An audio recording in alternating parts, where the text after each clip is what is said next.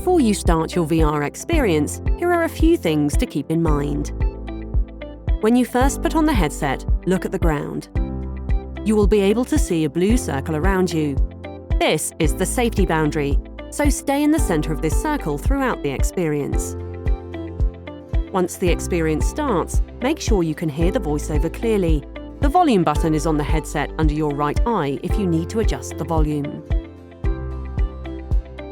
To select buttons within the experience, point the lasers at a button, then on the controller, press the button under your index finger to select.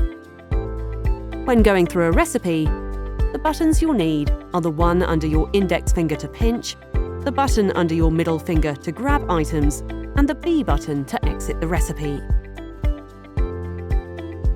Finally, if at any point you feel disorientated or simply want to take a break from VR, just remove the headset.